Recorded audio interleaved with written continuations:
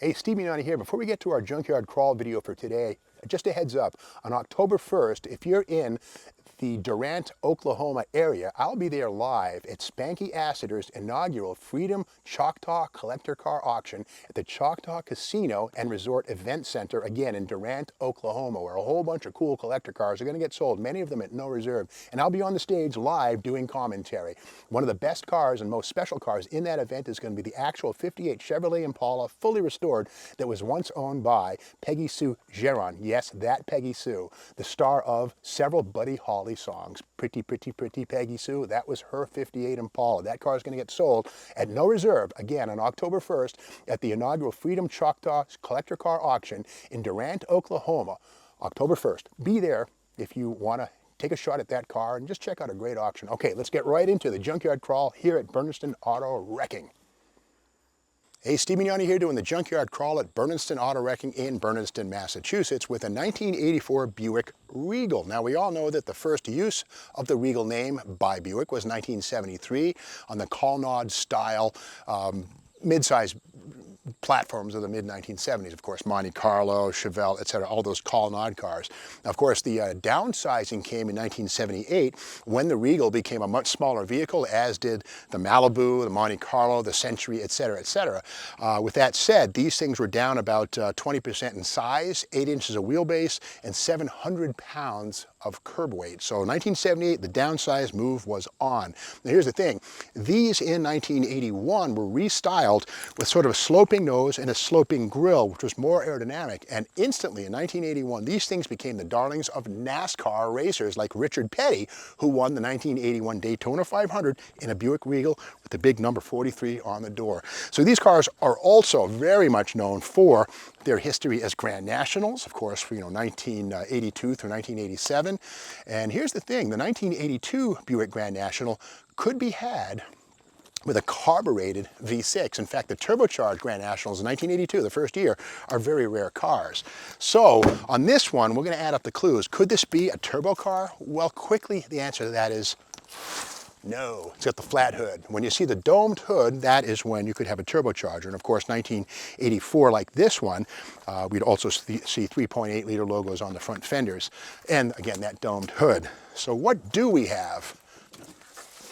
Okay, yeah, there it is. This is the 3.8 liter V6, and this is the same basic foundation that the Grand National V6 arrived, of course, 1984, 85, 86, 87, with the fuel injection. Very, very nasty little animals, those things are. But again, this is a carbureted 231 V6 with the full complement of smog pump, just basically not a very high performance engine at all. But here's the thing, in 1978, you could get a turbocharged 2-barrel V6 Buick.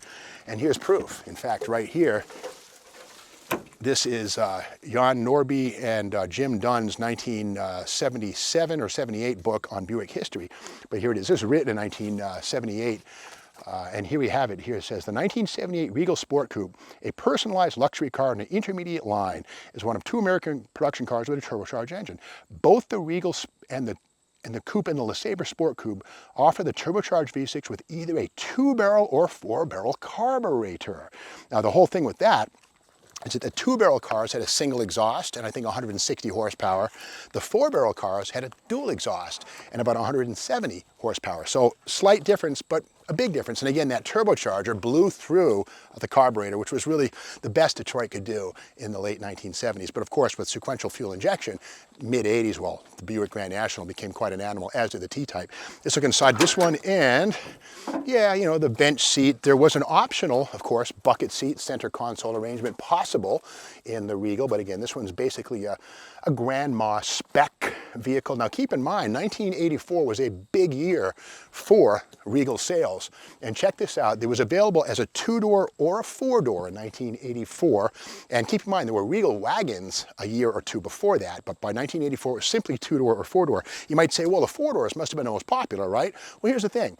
There were 58,715 4-doors, and there were 166,039 two-doors. These two-doors outsold the four-doors by 3 to 1 in 1984. So anybody who said America didn't want personal luxury cars in the 80s is kind of out to lunch. These were very popular cars. But again, this is not a Grand National. Those, of course, arrived in 1982.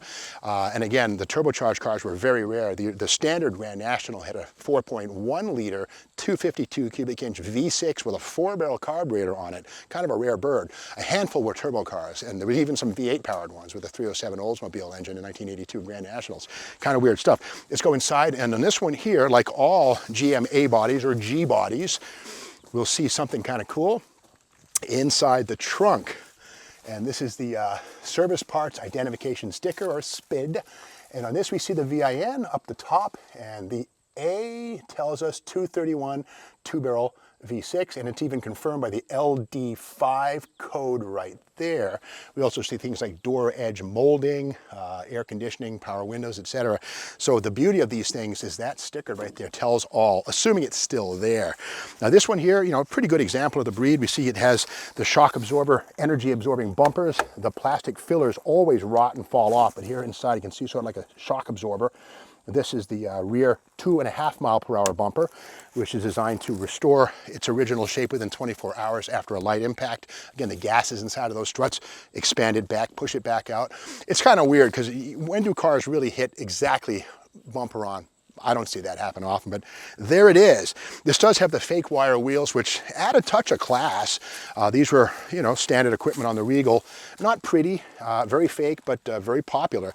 Now, something kind of neat is here on the rear quarter window, Buick, official car of the 23rd Olympiad right there. Of course, that would have been the Summer Olympics held in Los Angeles from July 28th through August 12th, 1984. In fact, that was Los Angeles' second time hosting the Summer Olympics. The first was in 1932.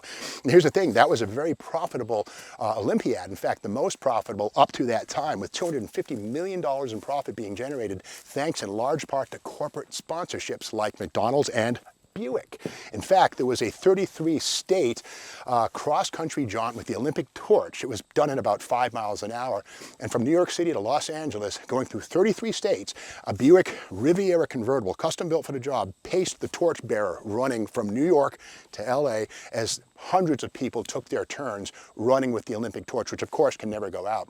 But again, a big part of that was the Buick's promotional relationship, and certainly a big check was paid to the Olympiad for the privilege of Buick being the official car of the Olympics. And of course, Buick could also donate or provide some vehicles to the Olympic officials for their personal use during the week of the Olympics in LA. So when you see that sticker on that, that's on all 1984 Buicks. And it was a big deal. Buick helped to make that Olympiad, well, $250 million profitable.